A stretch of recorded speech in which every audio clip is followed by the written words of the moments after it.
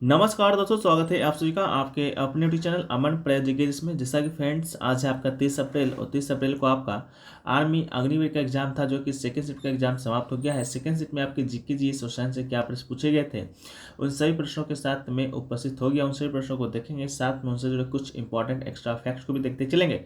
इसका जो पीडीएफ है आपको टेलीग्राम पर मिल जाएगा, तो लिंक डिस्क्रिप्शन में दिया गया है, आप लोग जाकर वहाँ से ज्वाइन जरूर कर लीजिएगा। तो आज का जो पहला जो प्रश्न देखा गया है वो पूछा गया था फ्रेंड्स कि माउंट एवरेस्ट किस पर्वत श्रृंखला पर स्थित है।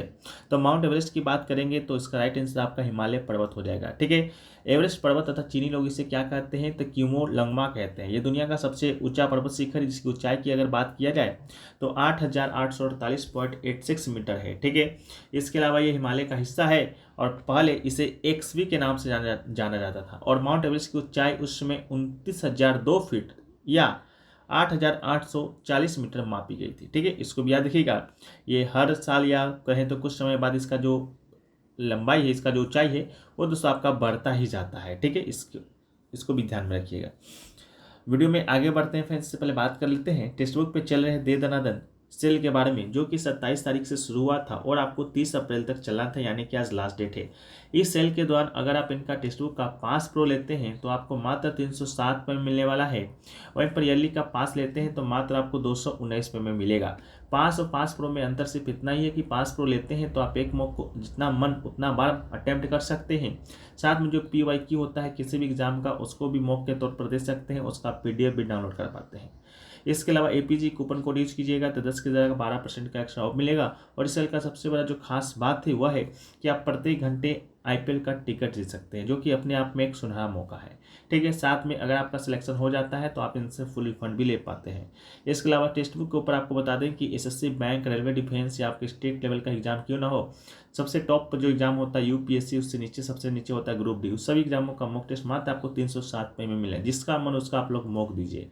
जिस एग्जाम की तैयारी करना है उस एग्जाम का तैयारी कीजिए। तो लिंक डिस्क्रिप्शन में दिया गया है, कमेंट सेक्शन में भी पिन किया हुआ रहेगा, एक बार जाकर चेकआउट जरूर कर लीजिएगा। ठीक है, नेक्स्ट क्वेश्चन पूछा गया कि भारत में सबसे कम जनसंख्या वाला राज्य कौन सा है 2011 के अकॉर्डिंग। ठीक है, 2011 की जनगणना के अकॉर्डिंग। तो भारत में बात करेंगे सबसे कम जनसंख्या वाला राज्य का, तो इसका राइट आंसर आपका सिक्किम हो जाएगा। सिक्किम की जनसंख्या की बात करेंगे तो वहाँ पर मात्र जनसंख्या है 6,10,577। ठीक है, वहीं पर भारत की बात करते हैं, भारत का जनसंख्या कितना है तो 1210.19 मिलियन है। ठीक है, जिसमें से 51.4% क्या है तो आपका पुरुष है, सिर्फ परसेंटेज ही पूछा जाता है। और महिलाओं की बात करेंगे तो 48.46% है।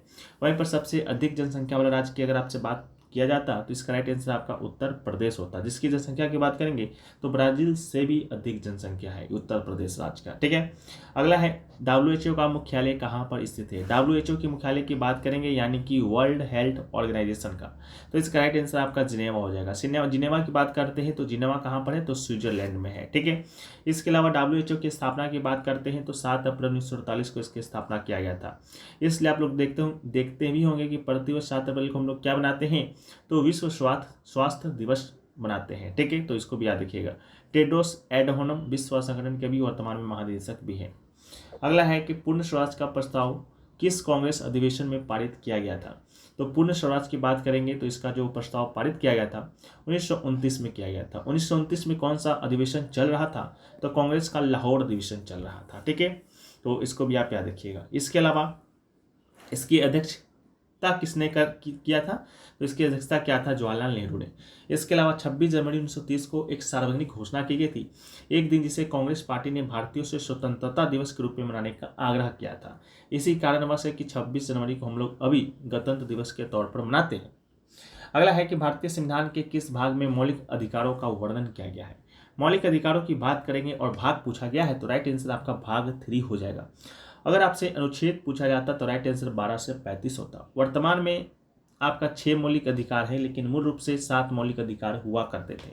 वो 7 कौन कौन से मौलिक अधिकार हुआ करते थे, वर्तमान में कौन से 6 मौलिक अधिकार हैं तो उसको देखिए। पहला है समानता का अधिकार, जो कि अनुच्छेद 14 से 18 तक में वर्णित है।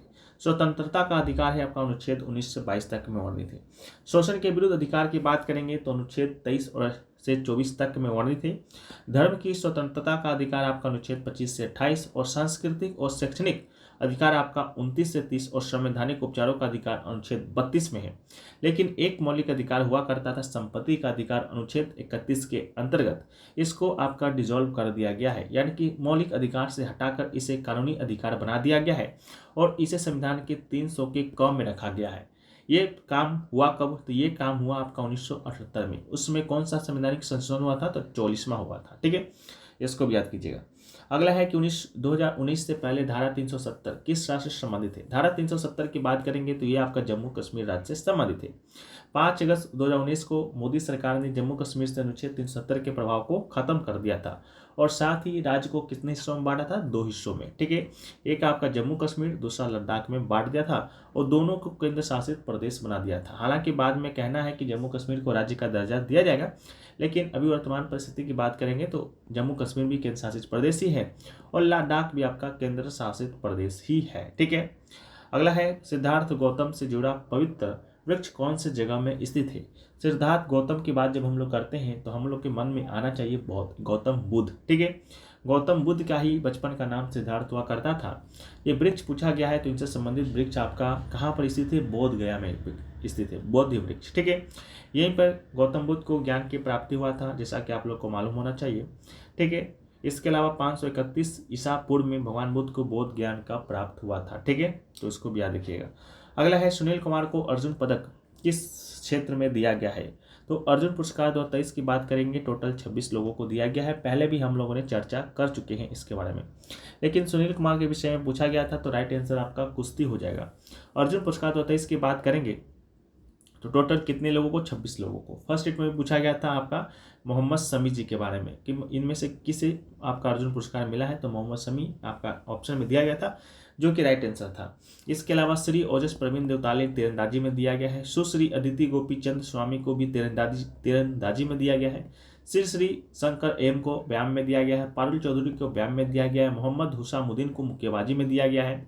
आर वैशाली को शतरंज में, मोहम्मद शमी को क्रिकेट में, अनुष अग्रवाल को घुड़सवार में, दिव्य कीर्ति सिंह को घुड़सवारी ड्रेसेज में, दीक्षा डागर को गोल्फ में, ये भी प्रश्न आपका पूछा जा चुका है। कृष्ण बहादुर पाठक को हॉकी में दिया गया है। पुख राम बम सुशीला चानू को भी हॉकी में, पवन कुमार को कबड्डी में, रीतू नेगी को भी कबड्डी में। इसके अलावा नसरीन को खो खो में दिया गया है। पिंकी को दिया गया है लॉन बॉल्स में। ऐश्वर्य प्रताप सिंह तोमर को दिया गया है शूटिंग में। सुश्री ईशा सिंह को शूटिंग में दिया गया। हरिंदर पाल सिंह को आपका संधू को दिया गया है स्क्वाश में। आयिका मुखर्जी को टेबल टेनिस में दिया गया है। सुनील कुमार को दिया गया है कुश्ती में, यही आपसे भी पूछा गया था। अंतिम को दिया गया है कुश्ती में। ना ओरम ऋषि बीना देवी को दिया गया है वुशु में। शीतल देवी को पैरा तीरंदाजी में, ये भी पहले पूछा जा चुका है।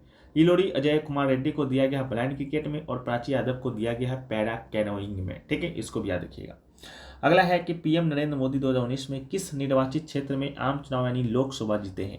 तो पीएम मोदी की बात करेंगे तो ये वर्तमान में आपके वाराणसी लोकसभा क्षेत्र से आपके सांसद हैं। ठीक है, तो वाराणसी से लड़े थे, वाराणसी से जीते भी थे।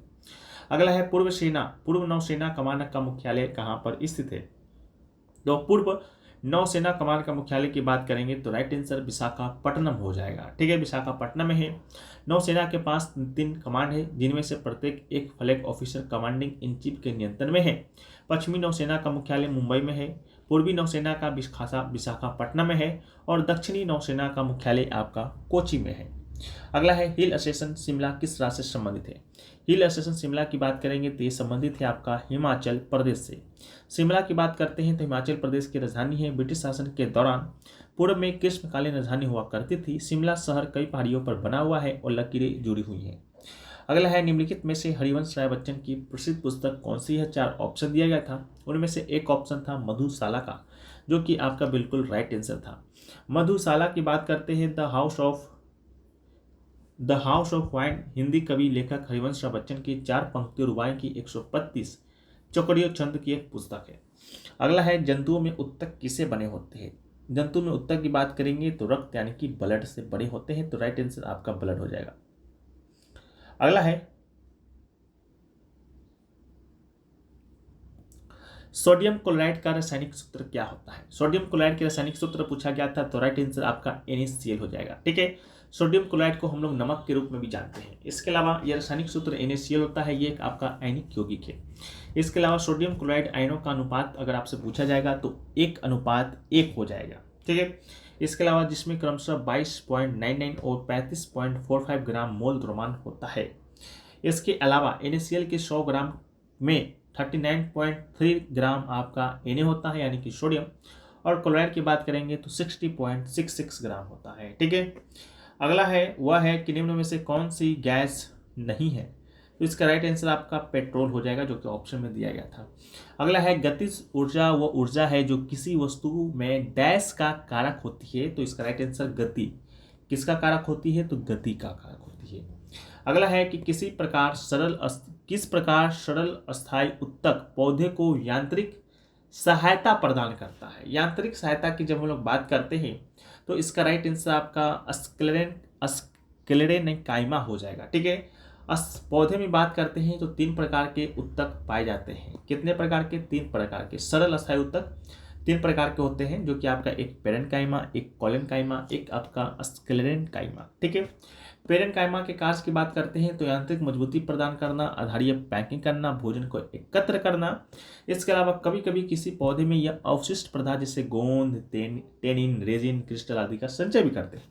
उसके अलावा कोलेनकाइमा की बात करते हैं तो इसका कार्य है यह पौधे के विभिन्न भागों में बिना टूटे लचीलापन लाता है। यह पौधे को यांत्रिक सहायता भी प्रदान करता है। स्क्लेरेनकाइमा की जब हम लोग बात करते हैं तो यह उत्तक पौधे को कठोर और मजबूत बनाता है। यह पौधे को यांत्रिक दृढ़ता प्रदान करता है, यही पूछा गया था। फल तथा बीज के कठोर छिलके इन उत्तकों का परिणाम है। अगला है कि उत्तक को पूरा उत्पन्न करने की आवश्यकता किसे होती है, तो राइट आंसर आपका प्रोटीन होगा। अगला है कि निम्नलिखित में से कौन सा पुनर्जनन और मुकुलन के द्वारा उत्पन्न हो सकता है, तो इसका राइट आंसर आपका हाइड्रा हो जाएगा। अगला है प्राथमिक मूल का कार्य क्या है, तो राइट आंसर पानी और खनिजों का अवशोषण करना। अगला है लैंगिक प्रजनन अलैंगिक प्रजनन का प्राथमिक लाभ क्या है, तो कम मात्रा में ऊर्जा, इसका राइट आंसर है। अगला है कि निम्नलिखित में से उत्तक का निर्माण और मरम्मत करने के लिए कौन सा पोषक तत्व आवश्यक है, तो राइट आंसर प्रोटीन हो जाएगा। अगला है कौन सा पदार्थ कमरे में तापमान पर तरल अवस्था में होती है, तो राइट आंसर जल होगा। अगला है निम्नलिखित में से किस में जड़त्व अधिक है। जड़त्व की बात करेंगे तो ट्रेन ऑप्शन में दिया गया था, इसका जड़त्व आपका सबसे अधिक है। अगला है फेफड़ों में गैसों का आदान प्रदान कहाँ होता है, तो गैसों का आदान प्रदान की जब हम लोग बात करते हैं तो ये दोस्तों आपका होता है एल्यूवेली में। ठीक है, कहाँ होता है, तो एल्यूवेली में होता है। ठीक है, तो ये आपका राइट आंसर हो जाएगा एल्यूवेली। एल्यूवेली की बात करते हैं तो आपके फेफड़े में छोटी थैलियाँ होती है जो आपके द्वारा सांस लेने वाले ऑक्सीजन को रखती है और आपके शरीर को क्रियाशील रखती है। ठीक है, तो ये भी पूछा गया था। इसके अलावा देख लेते हैं कि कुछ और भी प्रश्न शायद आपसे पूछे गए थे या नहीं, तो पता चलता है कि आपसे और प्रश्न पूछे नहीं गए थे। ठीक है, तो इतना ही प्रश्न पूछे गए थे 30 अप्रैल के सेकंड शिफ्ट में। आशा करते हैं वीडियो पसंद आया है। वीडियो पसंद आए तो वीडियो को लाइक कर दीजिएगा, चैनल पर नए हो चैनल को सब्सक्राइब कर दीजिएगा। मिलते हैं हम लोग नेक्स्ट वीडियो में। और हाँ, टेक्स्ट बुक के ऑफर का लिंक डिस्क्रिप्शन में दिया गया है, कमेंट सेक्शन में भी पिन किया हुआ है, तो आप लोग जाकर चेकआउट जरूर कर लीजिएगा। जय हिंद।